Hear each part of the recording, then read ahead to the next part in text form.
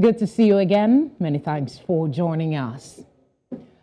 The East African Legislative Assembly, EALA, was inaugurated by the East Africa Community EAC Summit on the 29th of November 2001 as its legislative organ. Laws by the Assembly should ideally take precedence over national laws on matters of the community. Indeed, laws they enact have regional application and have the force of law equally in all partner states. Now, African regional parliaments like the EALA was intended to assume the legislative and democratic oversight functions for regional integration, but there are concerns that they are failing in the goal of integration. How valid are these fears? What are the challenges impeding their functionality? What can we do to address them? My guest is Hanningtone Amol, Head of Africa Law Practice, East Africa Advocates, Nairobi, Kenya. He is the Chief Executive Officer of the East Africa Law Society, with a mandate to oversee the welfare and capacity building for over 20,000 members while promoting the East African community's regional integration. Thank you very much for giving us your time on One Slots today, Mr. Hanningtone Amol. Thank you, Felicity. I'm glad to be on the show this evening. Good to have you, really. Let's talk about what the purpose of the East Africa Legislative Assembly is. Thank you, Felicity. First, to make a correction, my tenure at the East African Law Society since expired, and for the last one and a half years, I've now been running my law practice in Nairobi while defending rule of law and doing my human rights activities. Now, on to the East African Legislative Assembly. I would say East African Legislative Assembly, just like any other regional parliament in Africa, we have ECOWAS Parliament, we have SADC Parliamentary Forum. The mandate is to steer regional integration through the regional economic communities.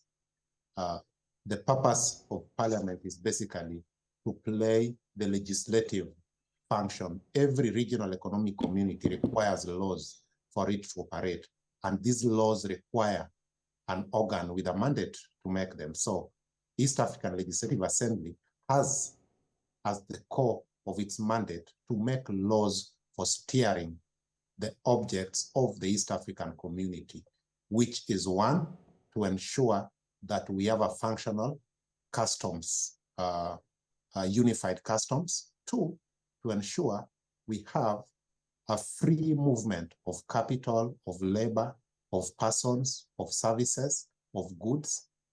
Three, to ensure that we have a unified monetary system for the members of the East African community. And five, to ensure that at the end, then we have a unified political governance, what has been christened political confederation of the East African community partner states. So in summary, the mandate of the Legislative Assembly is to make laws and to approve policies that, and to debate policies that have been put forth by the Council of Ministers and even the secretariat bodies and other institutions of the community. That's a whole lot of responsibility for the body. But before we try and take them one after the other, let's see if we can, where does it get its powers from, and what is the scope of that power? Thank you. The East African Legislative Assembly is a creature of the treaty. It's established under Article 48 of the Treaty for the East African Community. And every organ of the East African Community, just like the Legislative Assembly, derives its powers from the treaty. The treaty establishes, alongside the Assembly, it establishes the East African Court of Justice, it establishes the Council of Ministers, and at the helm, it establishes the summit and also the secretariat. So the powers under Article 49 and 48 of the treaty, the functions and powers are quite general. One is to make laws governing the activities of the community. And two, to make budget and approve expenditures and appropriations for the community. And three is basically to represent members or citizens and residents of the East African community in the regional integration activities. So it is a key instrument in the efforts to integrate the East Africa region. Let's look at some of the things you have mentioned. You talked about making laws, customs, free movement, unified monetary system, and political confederations. What would be your assessment of its performance of these functions in the time that it has existed? Thank you. The East African Legislative Assembly is a fairly young creature, if you'd call it, and even the East African community itself, despite the name being quite big, the East African community collapsed in 1977. That is the body that had been founded even by the time of independence, and it was consisting of Kenya, Uganda, and Tanzania. And so what we have today as the East African community was actually reestablished in 1999 through an effort again of the three countries, Kenya, Uganda, and Tanzania, and later joined by Rwanda and Burundi, and now South Sudan and the Democratic Republic of Congo. So the Legislative Assembly is fairly young, having commenced operations in 2001. So it's today just about 22 years old. And in that 22-year history, it has had a fair share of challenges, but also colossal achievements. As we speak today, the Assembly has enacted, following the establishment of the Protocol on Customs Union, it has enacted the East African Community Customs Union Act, which basically is the law guiding issues of tariffs and customs across, the external borders of the East African community. It has passed laws governing competition matters. It has passed laws governing trade and trade remedies and removal of trade barriers within the East African community. It's passed a number of laws, including on inter-university education within the East African community. In my assessment, despite the enormous challenges, which again we're going to talk about shortly, as a regional legislative assembly, the East African Legislative Assembly has performed well. It has done its function, especially considering that a regional assembly, as the East African one, does not come with the kind of structural benefits that a national parliament would have. And a regional economic bloc is not a country. It is not a sovereign entity. And so the assembly would have quite a number of challenges, even getting these laws to be realized. So I would say... Yeah, we'll get to the challenges in a bit, but let's understand the setup that is the East Africa Legislative Assembly. Obviously, there will be implementation challenge. Their role is to make the law. Theirs is, if I get you correctly, theirs is not to implement it, but to provide, the enabling environment for people to thrive, and some of the things that you mentioned. Let's talk about the laws governing trading.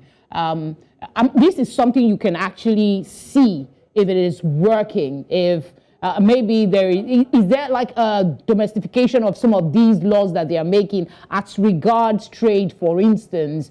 You also talked about customs union, but let's look at the trade aspect of it. How has the law that they have made impacted, in your view, the free movement of trade or the ease of doing business in EAC? Thank you, Felicity. At the very beginning, when you look at the East African community, the customs union actually took effect first, and it has first been realized. And while it's not 100% achieved, there are still issues about the common external tariff of the East African community.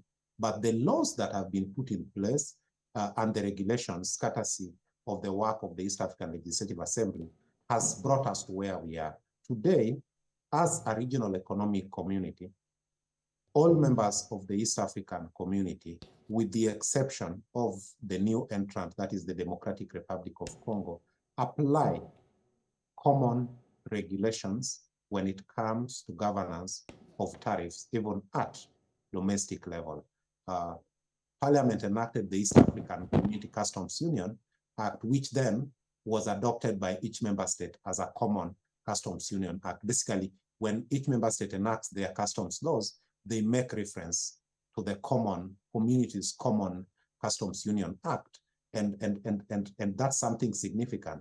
It impacts on how goods are moving. It impacts on how customs are charged. And remember, this is also the law that talks about rules of origin.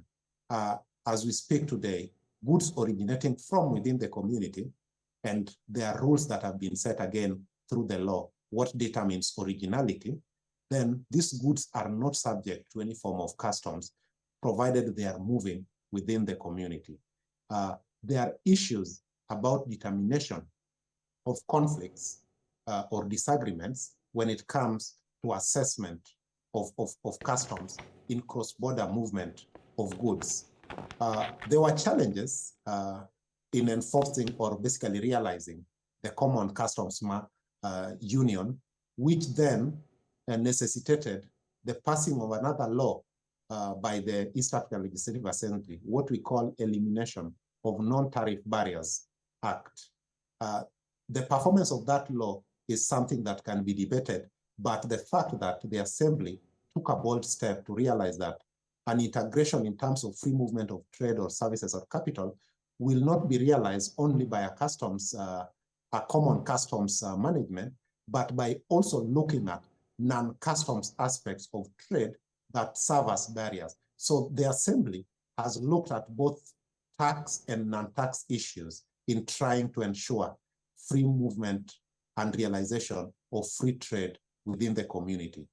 As to the enforcement of that particular new law, especially the one on elimination on tariffs, we can debate it. There have been challenges enforcing it, especially by the fact that the Council of Ministers that is supposed to implement some key plans, like establishing the Trade Remedies Committee, has not acted upon it since over 7 years since that law was enacted.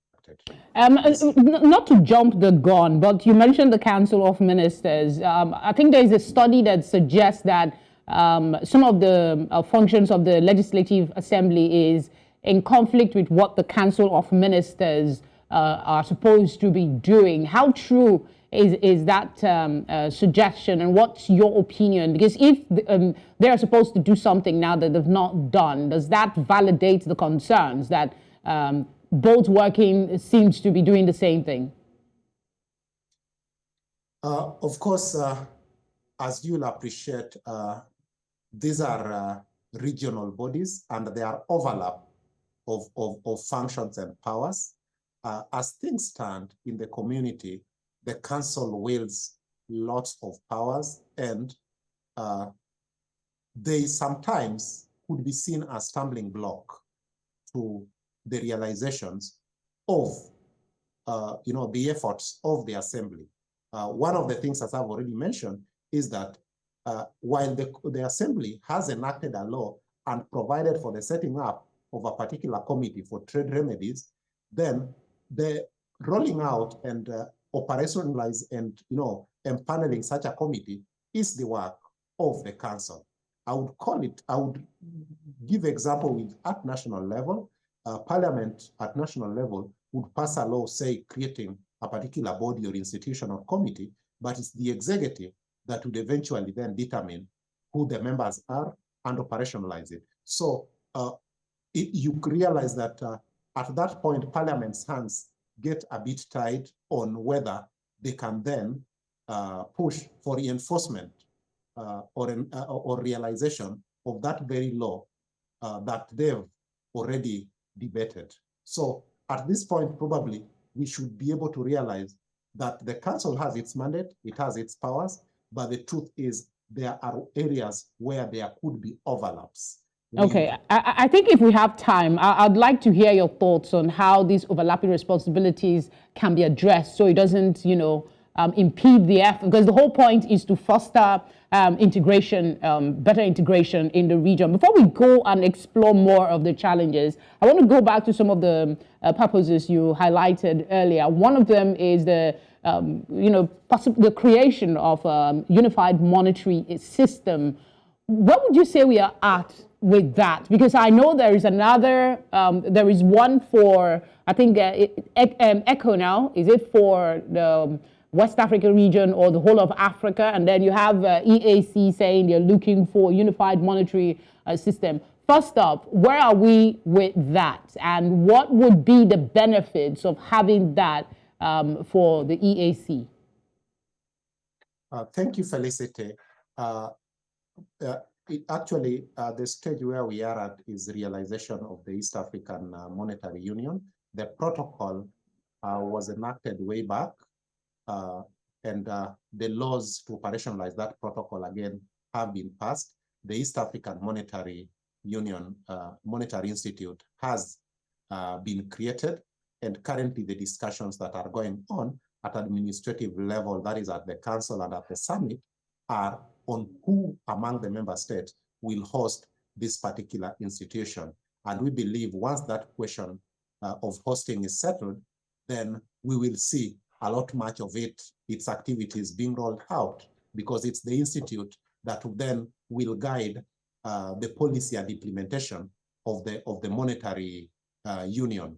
Now, we can't overemphasize the benefits of having a common currency. We see the efforts that the Americas have done. In the Americas, the US dollar, is almost, while the others might have their currencies, the US dollar is the common currency that everybody speaks about. In Schengen today, while a few countries will retain their national currencies, the euro has taken over, and we've seen how the European Union economy has grown when they adopted a common currency. So for the East African community, currently with the fragmented currencies, there are issues about medium of exchange, so that a Kenyan trader trying to buy goods from Uganda will have to convert the Kenyan shilling to US dollars to send them to Uganda in order to buy goods. A Ugandan trader likewise would have to obtain US dollars to purchase from Kenya. In this process, there's a lot of capital flight. As we know, the dollar is not our primary currency. We don't produce it. We don't control it. So who are we benefiting by this type of exchange? What if we had a common medium of exchange within the community before we decide how we trade with the outside world? How much more can we grow? So the benefit of having a common currency is something that we cannot overemphasize, and it means we will avoid capital flight, but it also means that we are going to make it easy for traders to trade. If I can walk across with the normal currency that I normally use and buy goods and come back, I don't have to worry about fluctuations in the exchange rate. Like today, the dollar against all East African currencies over the last, say, 1 year has really grown by 30 to 40% in terms of strengthening. And that could only mean then that it's making it difficult, especially for East African traders who are even doing importations just within the boundaries of the East African community. Okay, we need to go on a break, but before we do that, I want you to respond to this. We talked about the Council of Ministers and the conflict with responsibilities of the Assembly, and then you have the comments. I want to take your reaction to these comments that bodies like the EALA exist merely deliberative, consultative, and advisory bodies rather than independent organs that will actually foster regional economic growth. They don't have those full powers. What's your response to that in light of what you said earlier about the possible conflict between the Council of Ministers and the Assembly? Indeed, I would agree to large extent with that comment that the regional institutions, as they are across Africa, not just East African community, have some structural challenges that then sometimes deny them legitimacy in terms of realizing their decisions. First, you would have to look at how, say, the assembly is set up. It's not, a constitution of universal suffrage. These are members elected from a club, and by a club I mean they are elected from amongst by the national assemblies of the various partner states. They are not, members of the assembly are not subjected to direct universal suffrage like what we see across EU Parliament. Then now the legitimacy comes in that if you don't have the direct mandate of the people, do you have a mandate then to summon, say, members of a particular country who have failed to realize some aspects of regional integration, who have failed to enforce a particular law or policy on regional integration? Across the African continent, I've not seen any regional body that has had the spine or the mandate to be able to step into at the national level and ensure that its policies, its laws are enforced. These would be contradicted or contrasted with what we see, for instance, at the AU level, where AU Parliament almost has a mandate that is recognized at national level by each and every partner states, and the citizens do recognize members of EU Parliament as actually their representatives. Across Africa, I would not think that that would be a feeling that people would have. Obviously, with a rider, that in the case of ECOWAS and in the case of SADC Parliamentary Forum, the members also happen to be members of their constituent National Assembly. In the East African community, members of the East African Legislative Assembly are not members of the national assemblies, despite the fact that they are elected through the national assemblies. That's interesting. We're really going to have to explore that after this break. We need to go on the break. I really want to explore that, the composition of membership and how people become members of the Legislative Assembly. But just to recap some of the things that we've said today, the caption of this conversation is the role of the East African Legislative Assembly in regional integration. Their role is to make laws. And from what Hanningtone has spoken, talked about laws on customs, free movement, unified monetary system, political confederation. These are all ingredients that enhance the integration that we seek.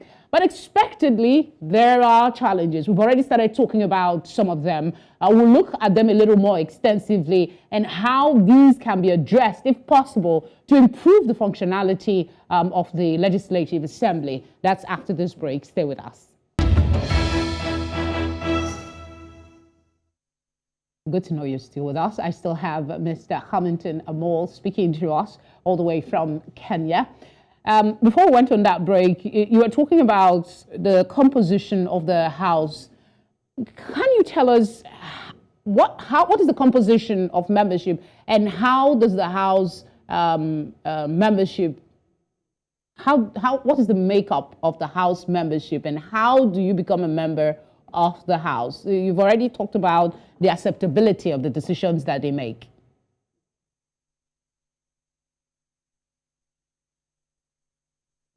Thank you, Felicity. The East African Legislative Assembly membership is already determined by the treaty, and each member state of the East African community is entitled to 9 members at the Assembly. That 9 members has to be a mix of, the gender, if we talk about the traditional way, male and female. And so what happens is when each life of assembly is 5 years. And so after every 5 years, vacancies are declared.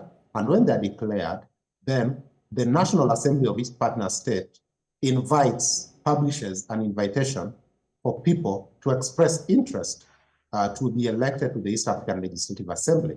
And then Parliament votes on those who have met the criteria obviously they are citizens, they are not serving officers of government or of officers of the community, and then they've met some minimum threshold that may be set probably in terms of academic, if there is one, and then they are subjected to election by each of their parliaments. Once the nine who garner the most votes based on each political party's strength in the National Assembly, because it has also to be spread across the parliamentary political party, membership, to ensure that you don't have over-representation by one side, say not over-representation by opposition or over-representation by government. Then those 9 will join their 9 colleagues from across the other member states to form the East African Legislative Assembly. At the leadership is the Speaker, who is also an elected member of the Assembly, but his position is on rotational basis. Currently, that throne is held by the Republic of Rwanda, and that runs for 5 years. And when their tenure is over, it will rotate to another country. Okay, at least we have a picture of that. And so we don't waste too much time. I'll just ask, and then you confirm if that is accurate, and then we can move on to other questions. The process of making laws, does it follow similar processes in other assemblies? Bills are presented and members review it and vote on it. Is it the same process? That's indeed, and I would just add that most of that law is made at the committee level. There are various specialized committees, and so once the committee has determined and debated on a particular law and by a majority decided to present it to the Assembly, then it's almost a foregone conclusion that the Assembly will adopt it. But they would have to vote on it, on whether to adopt it or not, or even debate to amend it. So it follows pretty much similar patterns. Okay, so my question would be, you talked about how people are very accepting of the decisions that are made by the House. What is the level of acceptance of the laws that come out of this assembly across the East Africa community? Because that's going to determine suggestions for solutions. Thank you, Felicity. The level of acceptability must also go hand in hand with knowledge. The general feeling that I have, and many would share, is that most people, what you call the ordinary citizens of the East African community, do not know about the laws that have been passed by the Assembly. So it remains something that is only recognized by elites. And so it means these laws are only known at the level of people who have interest, governments, civil society, business organizations. But the general citizenry does not know about these particular laws or even about their details. So that, again, affects level of acceptability, because you can't accept what you don't know. So, but why is that? Why is that? The body has been in existence for 22 years. Why is it that the laws that they make is not something of common knowledge if it is going to be of benefit for the people? Again, it goes into the structural establishment of the institution or of the Assembly. As I said, its establishment starts at Parliament of each each partner state. At that level, the election of members of EALA is already disconnected from the general emotions and feelings of the people. And so people tend to imagine that it is a select club where, politicians who have either failed to capture national seats or who are on their way to retirement get an opportunity to cool off. That kind of perception then kills, even attention that people would give to what happens in EALA. So that's, yes. Yeah. So how does this, this must have an impact, because if we're looking at the role of the East African Legislative Assembly, and there are concerns about the level of awareness about the decisions and laws that are being promulgated here, where lies their relevance in the scheme of things? Thank you, Felicity. At that very high level, in terms of operationalizing institutions of the community, then the Assembly is quite relevant, because no institution of the community would really operate without the Assembly passing a law or regulation to make it work. But the main question that we must ask ourselves is, after these laws have been passed and an institution of the community brought into operation, how do these operations affect the common person? And that is where the disconnect lies. And it lies right from how the laws are made. At national level in Kenya, for instance, before a law is enacted, there's a process called public participation, where parliamentary committees would hold town hall meetings, they would hold what we call barazas, meeting people at grassroots level and trying to understand if they understand what law is coming up, what impact the law will have. And these views eventually feed into any amendments that could be made to a bill before it's passed. At the regional assembly level, while in theory this is supposed to happen, the public participation is quite restricted. So the assembly moves, say, from Arusha, where they are seated, to Uganda for 3 days and meets some select groups, which are mainly government representatives, civil society, and business organizations or academics, in a hall to understand or get their feedback on these laws. This does not trickle down to the common person, and the common person would not even know that a law is coming up. So without knowledge that a particular law is being made, the common man would not even know its relevance or even its existence eventually. So effort must be made both at national level, because EALA is a creature of the partner states, and at regional level to ensure that we invest in grassroots education, grassroots civic education, when we are conceiving policies, before we even think about a bill or even a law, when we are conceiving it as a policy, we need to go to the grassroots and ensure we actively engage, that they understand the purpose of the integration and the purpose of a particular policy. When we are now establishing laws in terms of bills, again, we follow the same trend. It might be painstaking, it might be quite a long process, it might require a lot of financial investment and human resource, but that is the only way to ensure that we carry the common man. After all, the East African community is envisaged as a people-centered integration. But how do you have a people-centered community when the people don't even know about the rules governing the community, about the laws that that community has established? The people don't know about them.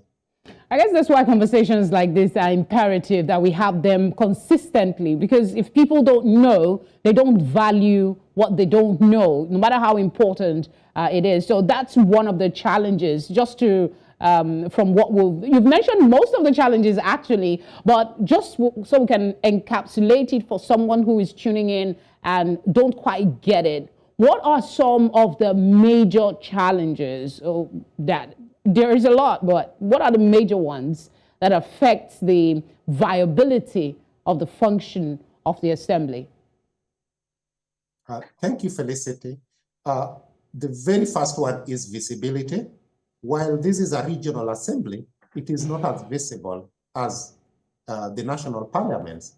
And when it's not visible and when it's not in the minds of the people, then chances are whatever they are doing might just be irrelevant to the people as their visibility. So that visibility is affected by the structural establishment of the assembly, how its membership is determined.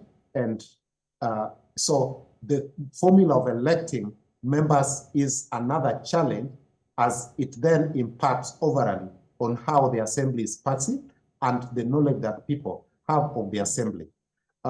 I would recommend possibly a universal suffrage, if that is attainable, as a way of determining membership. The other challenge would be budgetary constraints. The assembly relies on contributions of partner states, just like all the other organs and institutions of the community rely on, being allocated funds by each country during their annual budget cycle.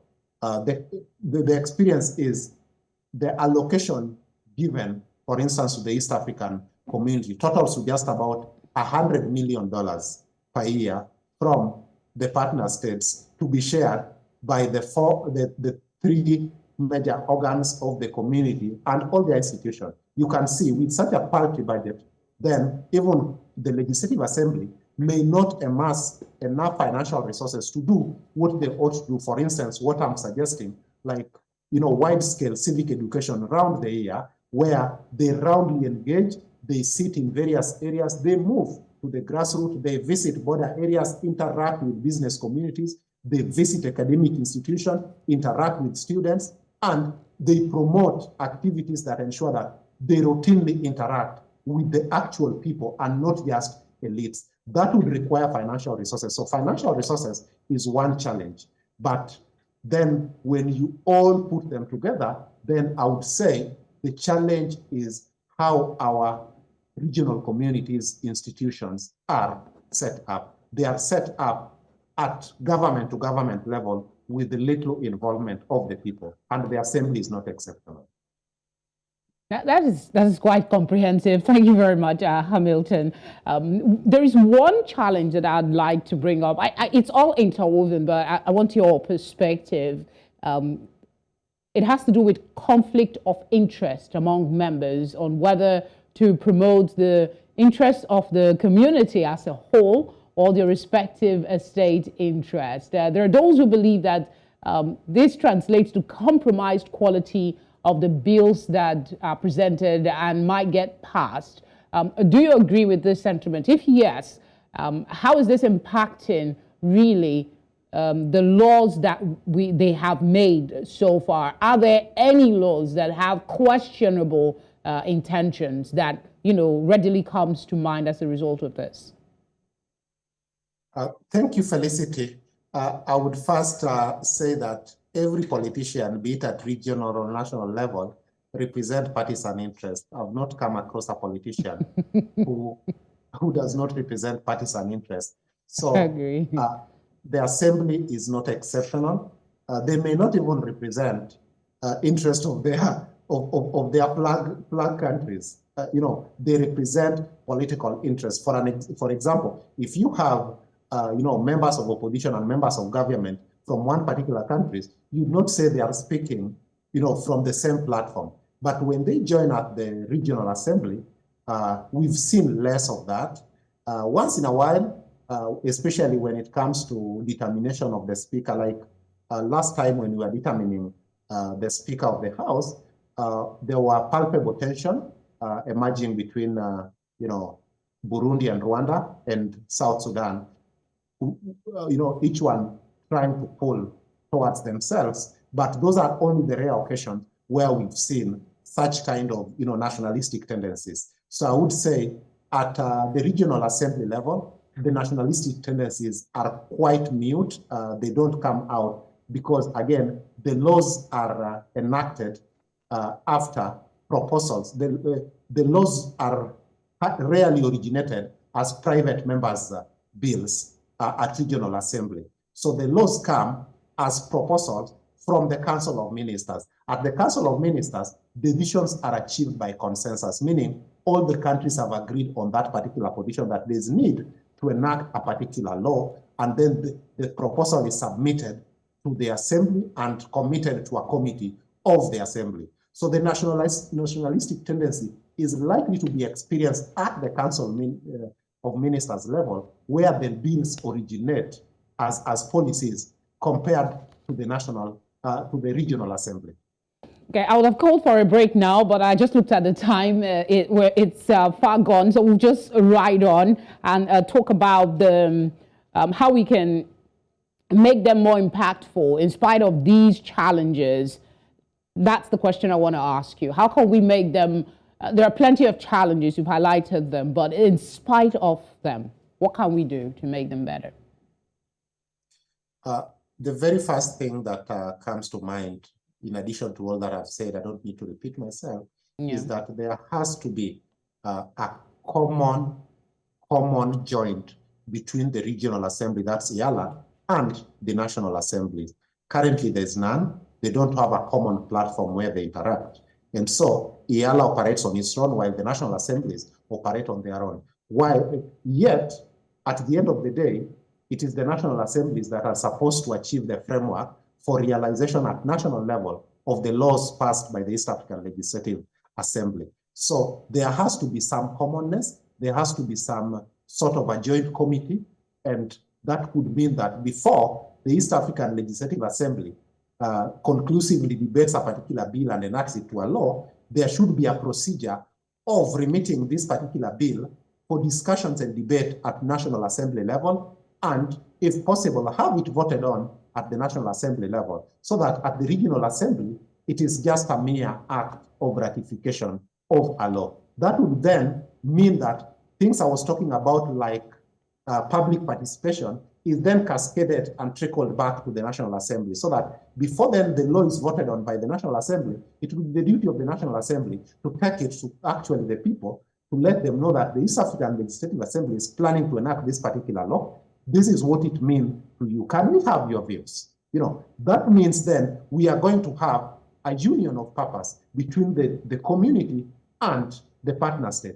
As things stand, they are disjointed. The assembly operates on Eastern, the regional assembly on Eastern, the national assembly is on Road. And then once in a while, when they have uniting factors, then they meet at some conferences, which actually do not have binding effect. So that is one way of realizing relevance. Secondly, let's invest in the communities. Let's ensure that we allocate adequate resources, and let's ensure that we expand involvement of the people through civil societies, business societies, and even education. Education plays a role.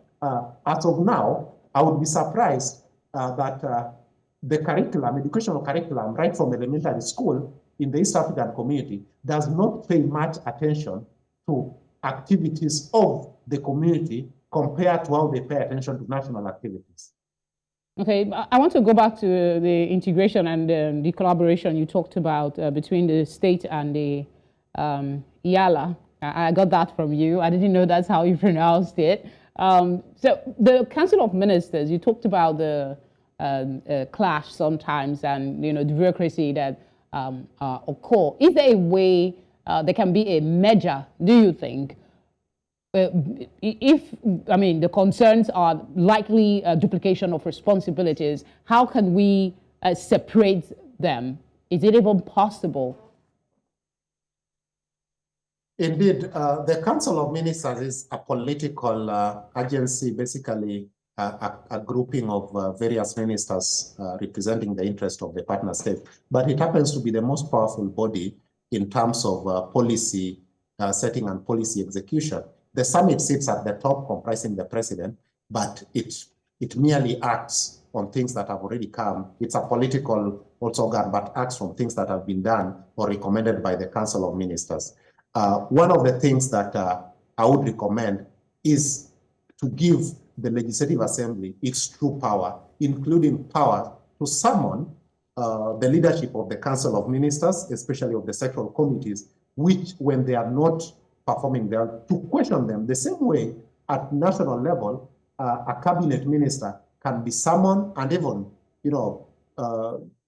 sanctioned by the National Assembly. We should have a formula where the Regional Assembly can actually issue some sanctions against the Council of Ministers or members of various sectoral committees that are not aligning with the mandate of regional integration. That would be giving the Assembly some teeth.